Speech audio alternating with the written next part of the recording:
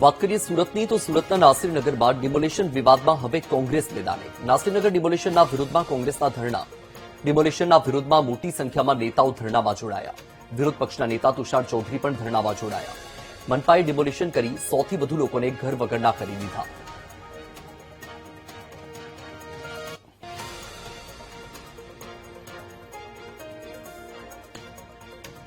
આ મુદ્દે આપણી સાથે સુરતથી ધ્રુવ સોમપુરા સંવાદદાતા લાઈવ જોડાયા છે.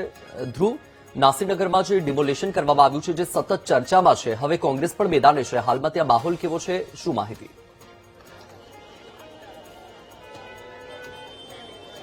બિલકુલ, સુરતના વેડ દરવાજા ખાતે આવેલ નાસિરનગરમાં 100 જેટલા મકાનોનું ડિમોલેશન ખોટી રીતે કરી દેવામાં આવ્યું છે.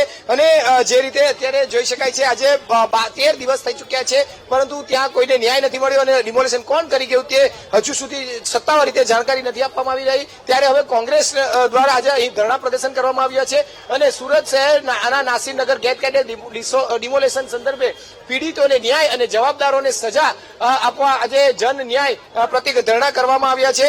જે રીતે અત્યારે હાલ અહીં જોઈ શકાય છે કે મોટી સંખ્યામાં કોંગ્રેસના કાર્યકર્તાઓ નેતાઓ પણ અહીં પહોંચી ચૂક્યા છે. બીજી તરફ કોંગ્રેસના પ્રદેશના નેતા હાલ આવી ચૂક્યા છે. વિરોધ પક્ષના નેતા જે છે તુષાર ચૌધરી, તે પણ અત્યારે હાલ આ પ્રતિક ધરણામાં અત્યારે જોવા મળ્યા છે. અને જે રીતે અત્યારે હાલ આખો કાર્યક્રમ જે ચાલી રહ્યો છે ધરણાનો, તેને લઈને એક જ વાત છે કે પીડિતોને ન્યાય ક્યારે મળે અને કઈ રીતે ન્યાય મળી શકે તેને લઈને કરવામાં આવી રહ્યા છે. અત્યારે હાલ જે શહેર પ્રમુખ છે તેઓની સાથે વાત પહેલા કરીશું. અત્યારે આ ધરણાનો શા માટે? છેલ્લા 12 દિવસથી આ તંત્ર કુંભકર્ણની ઊંઘ સૂઈ રહ્યું છે અને સપનામાં આવે એવી રીતે રીલ બતાવી અને લોકોને મૂર્ખ બનાવવાની કોશિશ કરી રહ્યા છે. આજે 15 દિવસથી આ બિલ્ડરને નોટિસ આપવામાં આવી છે, પણ એનું બાંધકામ નથી કરવા દેવામાં આવ્યું અને તોડવામાં નથી આવ્યું. બિલકુલ, આપણી સાથે પ્રદેશના વિરોધ પક્ષના નેતા પણ જોડાયા છે કોંગ્રેસના, તેઓની સાથે વાત કરીશું. તુષારભાઈ, આજે પ્રતિક ધરણા અને શું ન્યાય અને શા માટે? જે પ્રકારનું ભૂતિયા ડિમોલિશન સુરત મહાનગરપાલિકામાં થયું અને ડિમોલિશન થયા બાદ બીજે દિવસે કાર્યપાલક ઇજનેર રજા પર ઉતરી જાય છે. જે કોન્ટ્રાક્ટરે બુલડોઝર ને જેસીબી પૂરા પાડેલા એ અંડરગ્રાઉન્ડ થઈ જાય છે.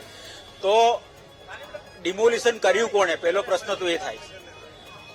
અને ડિમોલિશન કોના માટે કર્યું? એટલે આ માત્ર ને માત્ર મહાનગરપાલિકાના અધિકારીઓ અને પોલીસ તંત્ર દ્વારા બિલ્ડરના મેળાપીપણામાં બિલ્ડરને આર્થિક ફાયદો કરાવવા માટે જ ડિમોલિશન કરવામાં આવ્યું છે.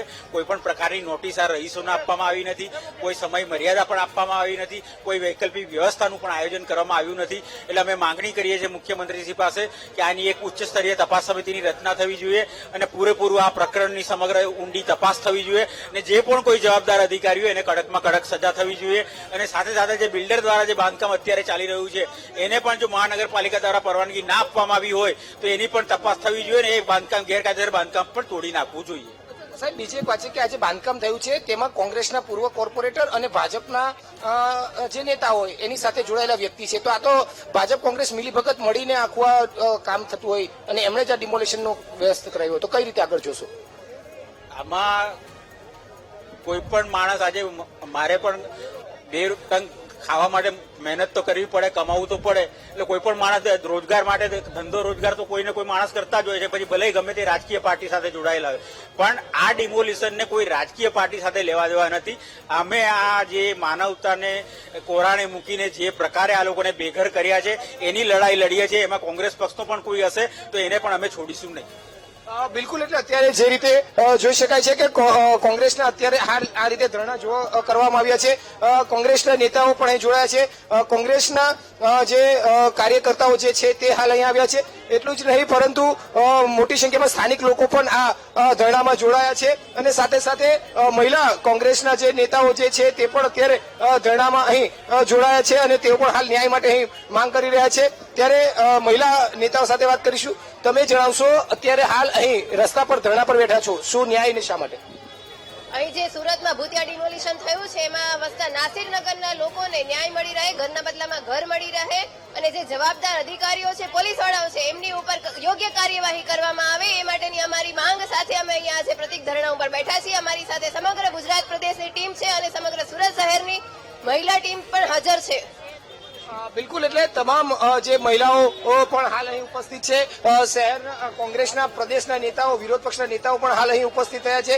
એટલે કે અત્યારે જે રીતે હાલાકું જોવા મળી રહ્યું છે તેને લઈને સ્થાનિક ધારાસભ્યો હોય, પૂર્વ નેતાઓ હોય, તમામ હાલ અહીં અત્યારે જોડાય છે. આનંદ ચૌધરી જે છે તે પણ અહીં હાલ આવ્યા છે, તેઓની સાથે વાત કરીશું. તમે જણાવશો, અત્યારે હાલ અહીં ધરણા પર બેઠા છો, શું ન્યાય માટે અને શું માંગ?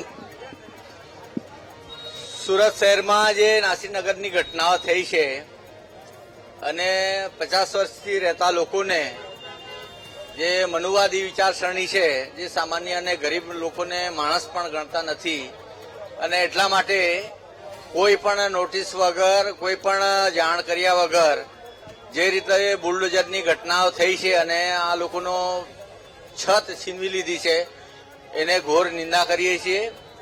અને જે તે અધિકારી અને બિલ્ડર સાથે જે મેળાપીપણમાં થયું છે અને અજાણતામાં થયું છે એવી ઘટના જાણ કરે છે, તો આટલી મોટી ઘટના સુરત શહેરમાં કેવી રીતે બની એ તપાસનો વિષય છે.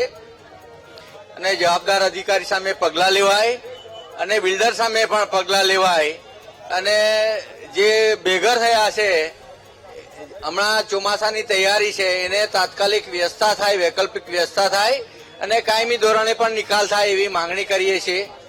અને ગઈકાલે જે રીતે મીડિયા સાથે વર્તન થયું છે, જે સાચા જે મીડિયા છે, જે લોકોનો પ્રશ્નો ઉઠાવવાની વાત કરે છે, અવાજ ઉઠાવવાની વાત કરે છે, ભૂતકાળમાં લંકેશ જેવી માંગ શું છે આપણી? સામાન્ય લોકોને બેઘર જે થયા છે એને આશિયાનો મળે અને જવાબદારો સામે કડક કાર્યવાહી થાય એવી માંગણી કરીએ છીએ. બિલકુલ, એટલે જે લોકોના ઘર ગયા છે તે તમામને એક ઘર મળે અને જવાબદાર જે આ ડિમોલેશન કરનાર છે તેઓની સામે પગલાં લેવામાં આવે, તે જ માંગ સાથે અત્યારે હાલ અહીં કોંગ્રેસ દ્વારા ધરણા પ્રદર્શન કરવામાં આવ્યું છે અને ઉગ્ર વિરોધ કરાઈ રહ્યો છે. જી બિલકુલ ધ્રુવ, આપની પાસેથી અપડેટ મેળવતા રહીશું. માહિતી સાથે હાલ જોડાવા બદલ આભાર.